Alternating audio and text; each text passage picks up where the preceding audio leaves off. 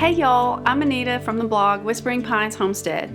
In today's video, I'm going to take you behind the scenes and I'm going to show you exactly how I transitioned my warm, comfy, cozy winter bedroom into a cool vintage retreat for summer. I'm going to pack away all the linens, I'm going to do a little bit of spring cleaning, I'm going to move some decor around, and I'm going to have a whole new look just using things that I already have. So let's pack away all the winter linens and get in there and get started. The first thing I needed to do was take off all these winter linens and pack them away. The duvet cover had to be changed as well. I loved this velvet for winter, but y'all, it's really heavy, and in combination with the down duvet, it's much too warm for summer. So I wanted to swap that out for a white one I have. So I just needed to take this off so I could wash it and put it away so it's ready to go next fall. I also took the duvet outside and shook it out good and hung it on the clothesline so it could freshen up in the sunshine. We really don't use it that much in the summertime, but it's nice to have it now in the spring until it gets really hot in the summer.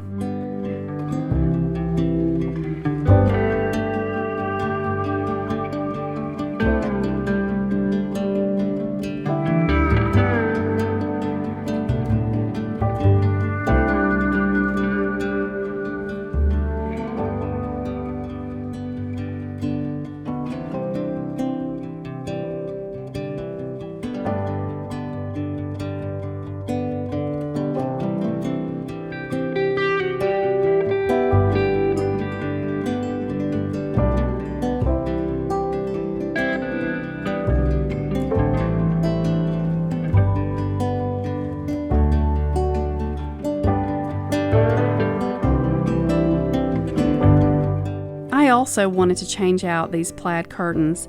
They were so nice for winter. They're heavy and they coordinated so nicely with my great-grandmother's quilt, but they're just too dark and heavy for summer, so it was time to take them down and pack them away.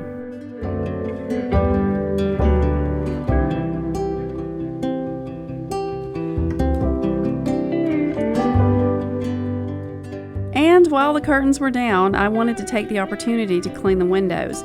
Y'all, I don't know how windows get so dirty, especially when they have curtains covering them, but they do, and it was definitely time to take care of that.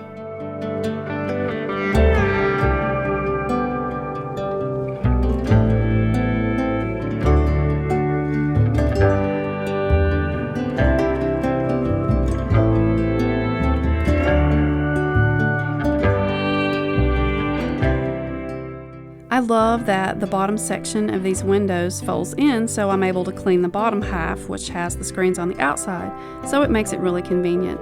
And it's just nice to get this out of the way before I put up my summer curtains.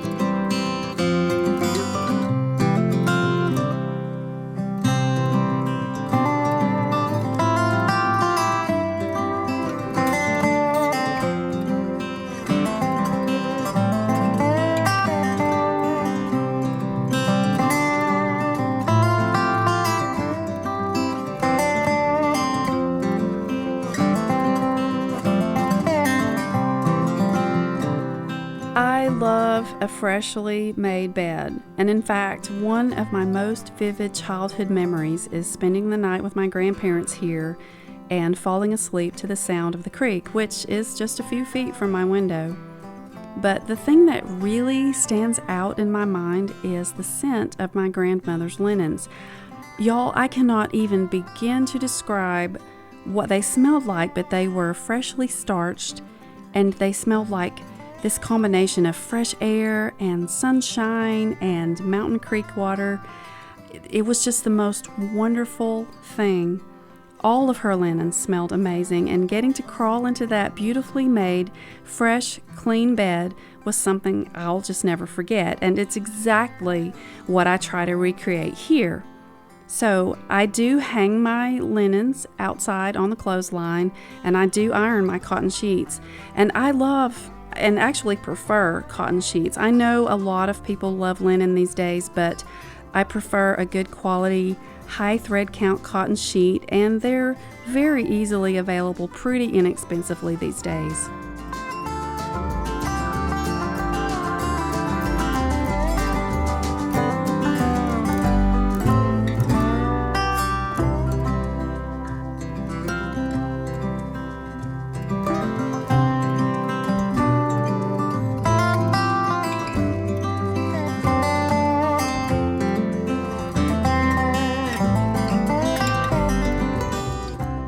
I tried the burrito rolling method for getting this duvet into the cover, and it did work, and it was a little bit easier, but y'all, that is just not a process that is fun and not something I actually look forward to doing. Now, I had to leave this clip in here because at this point, and this is a spot I get stuck in quite often, and maybe you do as well, where I just can't decide which direction to go, and honestly, I will just stand there and look and think for what seems like forever until I figure out what to do. I couldn't decide if I wanted to use a chenille spread and the duvet or a quilt, so I tried a couple of different things and some different quilt combinations before I decided just to make up the bed with a duvet cover and decide later. And sometimes that happens in the decorating process. It happens to all of us, and it's okay. Eventually I figure it out, and you will too. I think it's important to just experiment. So I added the ticking stripe pillow covers I made with the eyelet trim, a sweet little pink pillow I had, and a smaller pillow that my grandmother had made. And when I got to this point, I was just able to start decorating the room, and so I went through my stash of pillows and added in some fun textures, and I kept with that pink and white palette. I clipped weeping cherry branches from my grandmother's tree, and I actually added those in several places because they look so pretty against the dark colors. I put a vintage needlepoint a late family friend made on this window from the old house, and that's something that I love to do. I have these windows, and I love to just put different art on them. They kind of elevate something that's small and make it look more impressive. I used one of these lovely antique quilts I had on my grandmother's trunk, and then I just used some of the things that I had actually in her trunk, a picture of her father and some vases that she had, and put those in the room because she loved pink, and I think she would be so happy to see her things being displayed in my room.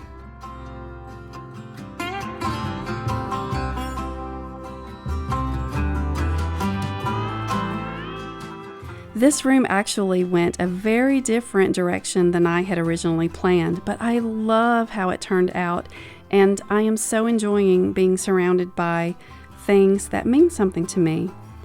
It really is possible to create a beautiful space by using things you already have. I just moved a few things around and changed out some linens. I tried some different combinations. I rotated some family treasures, and I have a room that is unique to me and a really special place.